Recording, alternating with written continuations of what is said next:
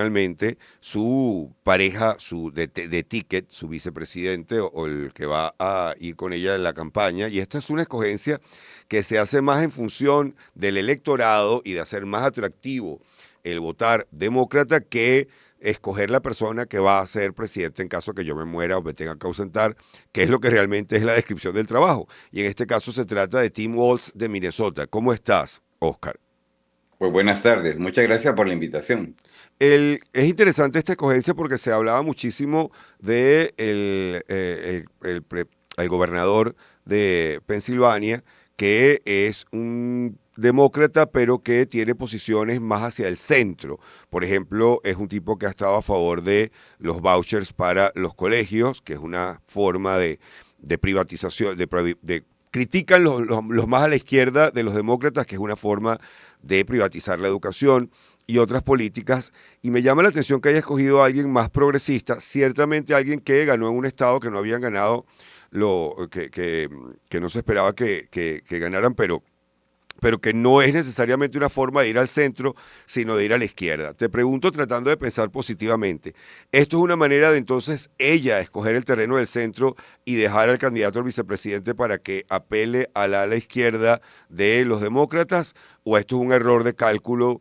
Porque yo creo que ciertamente el elector neutro está buscando a alguien más de centro que progresista y que simpatice quizás con el woke, con el Black Lives Matter, con la comunidad LGBT, etcétera, que fueron protagonistas de un momento determinado, pero que ahorita no son las mejores vistas en la campaña.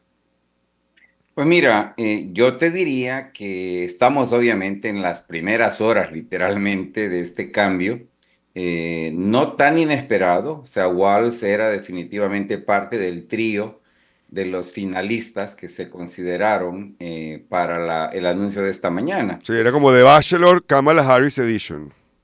Exacto, definitivamente. Y lo que quiero señalar es que creo que parte del problema que tenemos con la política en el mundo y ciertamente en Estados Unidos es el uso de las viñetas que a veces no nos dicen mucho. Mira, hay que ver la historia de Tim Walz, ¿verdad? Él no es un hombre que se introdujo a la política haciendo ningún tipo de argumentación que le pudiera ganar la viñeta de ser un socialista, ¿verdad? O ni siquiera un socialdemócrata. Más bien se trata de un tipo que se ha distinguido más bien por su capacidad de adaptarse en cada momento de lo que ha sido su vida política, que no es tan vieja, es una política que data de 2004 para acá. Claro, Pero muy exitosa. O sea, no, sin duda eh, alguna, a lo que voy es a lo siguiente. Creo de que lo que Tim Walz le va a inyectar a la campaña de Harris es la capacidad de regresar a algo que hemos perdido en Estados Unidos y repito, en el mundo la mayoría de los casos, y es la capacidad de hablar desde una lógica de sentido común. Lo que ha hecho Walz es realmente apoyar soluciones que muestran con evidencia que le rinden buenos beneficios a la gente que vive, en este caso en Minnesota.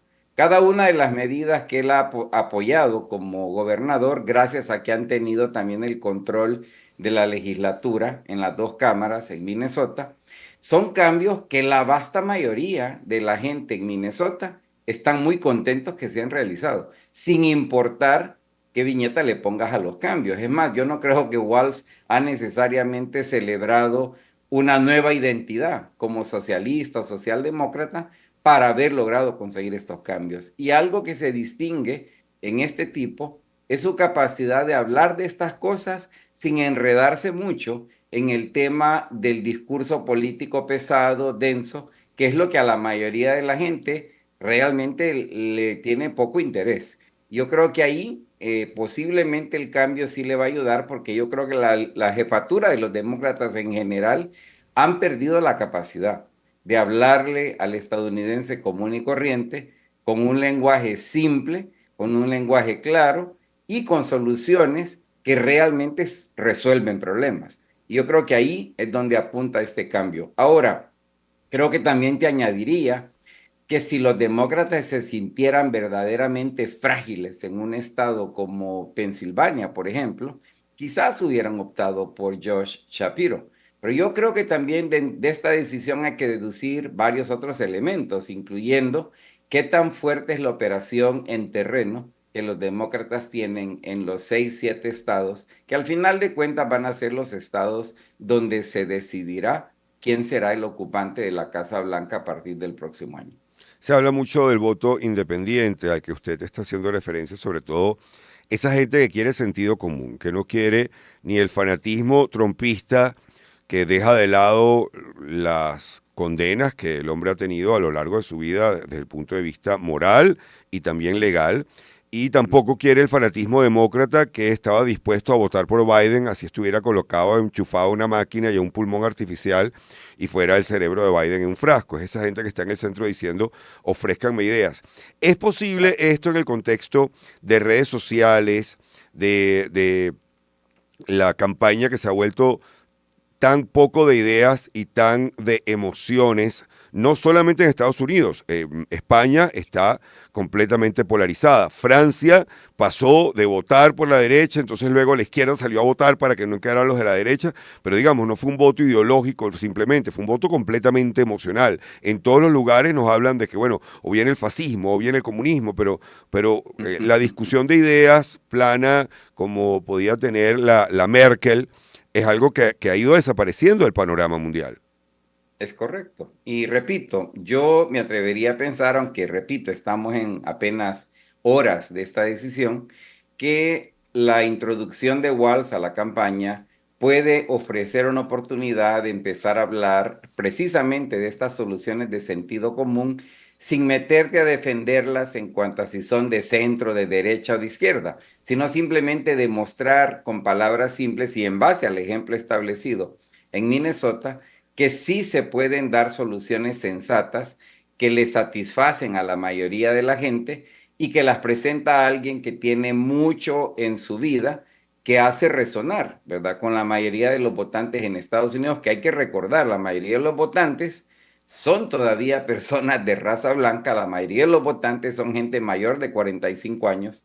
Yo creo que a ese margen de votante, muchos de los cuales se consideran independientes o que se han considerado incluso algo que le llaman los negadores dobles, es decir, que no querían ni a Biden ni querían a Trump.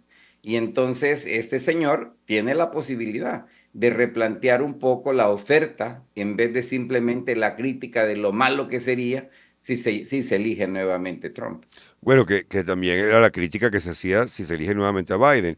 En términos de la estrategia electoral, es evidente que la campaña de Trump no estaba listo para que le cambiaran el enemigo.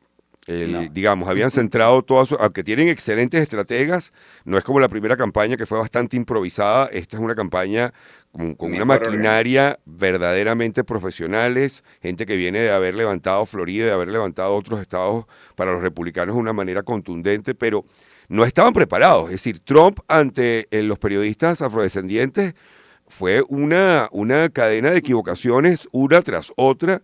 ¿Y Correcto. qué crees tú que ellos, y la escogencia de J.D. Vance como vicepresidente, también hemos visto algunos comentarios de él que dejan mucho que desear?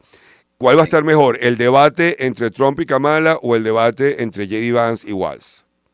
Bueno, yo creo que los dos van a estar muy interesantes. No hay un acuerdo a esta altura sobre un potencial debate de los candidatos a la vicepresidencia. Imagino que los demócratas en particular van a tratar de gestar un acuerdo, porque el público le esperaría que haya un debate, como ha sido costumbre, entre los candidatos a la vicepresidencia. Pero yo creo que también aquí hay que destacar nuevamente un hecho que hemos pasado por alto, porque como tú bien lo has señalado, y estoy de acuerdo, la campaña ha tenido una tonalidad mucho más emotiva que racional en términos de propuestas políticas. Y cuando perdemos de vista la evidencia, es fácil también equivocarnos. A lo largo de los últimos 12 años, las diferentes campañas electorales que se han librado muestran una tendencia que no se puede obviar. Y es una tendencia de mayoría de votantes optando por el Partido Demócrata y no por el Partido Republicano. Y ese patrón, que está, repito, sumamente bien evidenciado, es el patrón que los demócratas ahora bajo el liderazgo de Harris y Walz, tienen que tratar de fortalecer, vigorizar, porque siempre fue una elección que hubiera dado pena que los demócratas perdieran y con Biden parecían encaminarse a esa dirección. Hoy, con Harris y con Walz, tienen la posibilidad de reorientar precisamente a partir de la introducción de vamos a decir, elementos frescos del elenco electoral, porque como tú bien lo has señalado, y es cierto, no se esperaban que Biden saliera, no se esperaban que Harris entrara, y esto, mira, ha sido tan potente que le negó la luna de miel que normalmente tiene un partido inmediatamente después de su convención, como fue el caso de los republicanos en Wisconsin. Y definitivamente las encuestas muestran que la introducción de Vance a la boleta republicana no le ha dado ningún beneficio, al contrario, parecería estar al menos momentáneamente restando apoyo a la boleta republicana. Y esto, pues muchos analistas, y yo coincido con eso, consideran que hace que Trump seguramente se rasque la cabeza pensando si metió la pata, escogiendo a J.D. Vance como su compañero de fórmula. Vamos a seguir conversando con Oscar Chacón, analista político en Estados Unidos, ante la decisión de Kamala Harris ya de tener claro cuál es el ticket, cuál es el vicepresidente con el cual va a estar pues de gira por todo Estados Unidos en este momento de campaña. Y cuando volvamos quiero hablar también sobre esa idea que hemos asomado de si es posible rescatar el centro a nivel político, sobre todo en Europa, con el tema migratorio que se ha vuelto tan radical y que no permite.